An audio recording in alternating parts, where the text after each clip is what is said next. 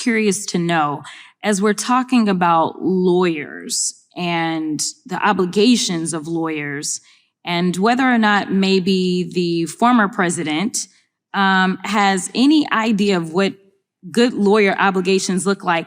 I'm just going to ask, we're not going to play. We're going to do Miss Winebanks. Have you heard of any of these lawyers? I've got Robert Shealy, Kenneth Chesborough, Jeffrey Clark, Matthew DePerno, John Eastman, Jenna Ellis, Michael Farino, Rudy Giuliani, Julia Halia. I got a long list. Have you heard of any of these people? I have. Are you aware as to whether or not any of them have faced criminal penalties? Yes, and also been disbarred or suspended. Oh, yeah. Okay. So they've had some issues, but these are the hand-picked lawyers for Trump. I'm assuming that y'all have never been Trump lawyers, Mr. Trusty or Mr. Costello. No, I was for a year. Oh, you were? And you still have your bar card? I'm sorry? Damn! I don't know what's a better line. And you still have your bar card, or I hear you're free on Wednesdays? Donald Trump lost 2 debates to me in 2020. And since then, he hadn't shown up for debate. Now he's acting like he wants to debate me again. Well, make my day, pal. I'll even do it twice. So let's pick the dates, Donald. I hear you're free on Wednesdays. That's gotta hurt!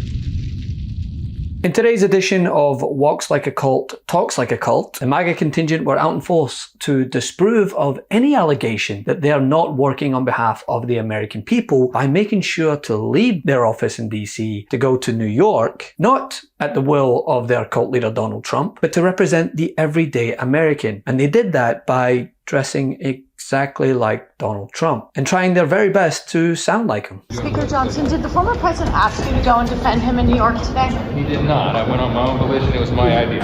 And Willie, for the guy who's second in line to be president of the United States, this is really demeaning. It's demeaning for him to be craven, to go into that courthouse. If he doesn't think, and I've said I didn't think this trial should be, I don't think this trial should have been brought. I've always said that. All right, he could say that as Speaker of the House, but to be dragged into a courtroom in Manhattan, to be a sycophant to Donald Trump, a guy who has promised to be an authoritarian leader when he gets in power, Willie, it's deeply depressing and it's beneath the dignity of the office. All they were missing at this point was a comb over and a midday nap. But away from New York, back in DC where they're supposed to be, Democrats took turns exposing Trump's Project 2025 agenda. And standing out from the pack, as she usually does, was the Democrat from Texas, Jasmine Crockett. I mean, the Midas Mighty favorite came out swinging from the get-go with an absolute zinger aimed at former Trump lawyer. And you still have your bar card? I'm sorry? Before going on to add substance, as she usually does, and highlight the clear and imminent threat of Trump's Project 2025 agenda, if he is to be given a second pop at fascism. I'm curious to know, as we're talking about lawyers and the obligations of lawyers, and whether or not maybe the former president has any idea of what good lawyer obligations look like. I'm just going to ask, we're not going to play. We're going to do Miss Winebanks. Have you heard of any of these lawyers? I've got Robert Shealy, Kenneth Chesborough, Jeffrey Clark, Matthew DePerno, John Eastman, Jenna Ellis, Michael Farino, Rudy Giuliani, Julia Halia. I got a long list. Have you heard of any of these people? I have. Are you aware as to whether or not any of them have faced criminal penalties? Yes, and also been disbarred or suspended. Oh, yeah. Okay. So they've had some issues, but these are the hand-picked lawyers for Trump. I'm assuming that y'all have never been Trump lawyers, Mr. Trusty or Mr. Costello. No, I was for a year. Oh, you were? And you still have your bar card? I'm sorry? You still have your bar card? Yeah, well, unless I get targeted for daring to represent a former president. You have absolutely done a lot better than most that deal with him. So good for you. As the Washington Post reported back in February, Trump's vocal plans for a second term are somewhat deliberately nebulous, akin to how he's handling the ramifications of his wildly conservative outlook on abortion. On the one hand, he's celebrating the overturning of Roe like it was his tenure, before then avoiding questions on whether he believes it's okay for states to monitor women's pregnancies, claiming that it's up to states, but states shouldn't go too far. But this murkiness is deliberate as it provides a perfect smokescreen for those waiting in the wings to implement their medieval outlook across the board, to which Jasmine Crockett accurately pointed out. Let's see, you're the executive director for the America First Legal, correct? That's correct. All right. And America First Legal is a member of Project 2025, which is dedicated to creating the playbook for the next conservative administration and what it calls the Project Pillars, correct?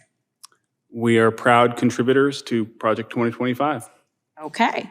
And are you familiar with Project 2025's mandate for leadership?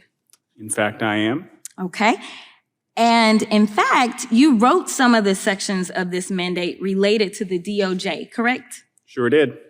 And the mandate outlines policy priorities for the next conservative president. Is that correct? It does. You've done a great job. I just want to let you know.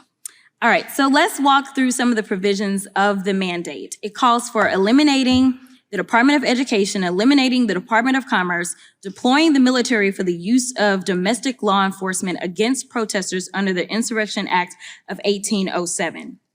It also has the repealing of Schedule F status for thousands of federal employees to allow a president to replace career civil servants with unqualified partisan loyalists. That's probably my favorite of it. It also prohibits the FBI from combating the spread of misinformation and disinformation, like Russia and China, who are actively trying to interfere with American elections. I don't know why or how anybody can support Project 2025. And I know that there was allegedly a joke about dictators and whether or not that's funny, but in the United States of America, dictatorships are never funny.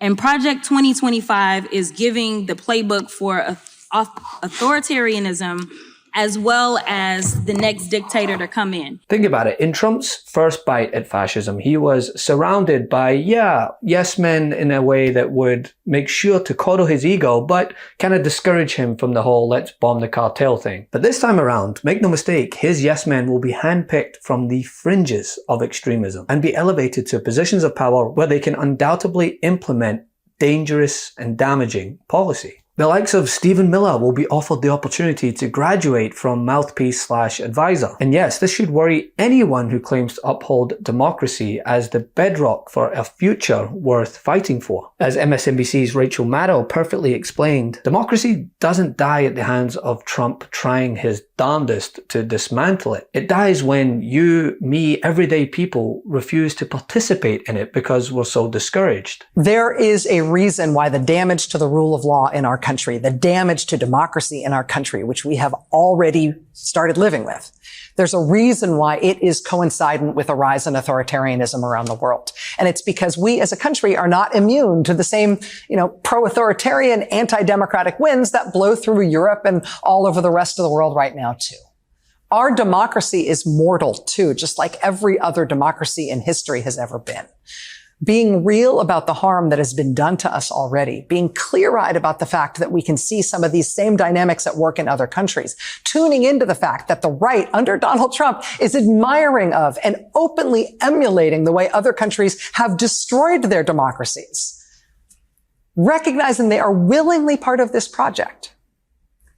That, to me, is energizing. I feel like that at least should put some steel in our spine, because it should tell us the part that we have to play here, right? It should at least give us real, grounded, practical expectations of where this is all going to go next and where our efforts are most needed to stand up for who we are.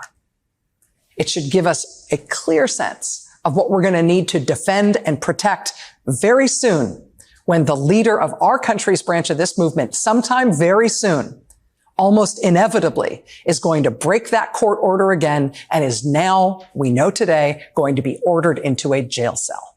He inevitably, very soon, is going to be ordered into jail.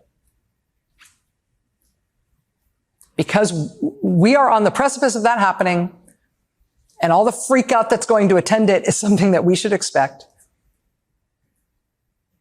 We need to be ready. We are on the precipice of that next step in what has already been a very difficult time for us as a country. So heads up, this is no time to check out. And that right there is where Trump and his band of MAGA misfits will flourish with that immunity that he so desperately craves. Now, thankfully, on the other side of the political spectrum, there are those like Jasmine Crockett and Jamie Raskin who refuse to allow this to pass off as normal and will continue to call it out every single day. The former governor was on the show shortly after he announced his Senate candidacy, and he pushed back against Democratic criticism on abortion. I want you to listen to what he said. You're self-described pro-life. You're really out of step with your That's blue not state. true. That No? Yeah, that's not really true at all, Okay. Dana. I have a long, very, very moderate position on abortion. This is How would you describe it? Look, I'm personally not a proponent of abortion, but I said I'm not going to take away that right for others to make that decision for themselves. I made this is a kind of a tired attack from the Democratic Party. What's your reaction? Well, he would like it to be a tired attack. Unfortunately, it's his political party that has made it a central issue in 2024. Donald Trump is bragging all over the country about how he appointed the Supreme Court justices who destroyed Roe versus Wade and have stolen away the rights of women all across the country. But we will be looking at the former governor's record, his actual record in Maryland, because a lot of us were in the legislature and we remember what he did.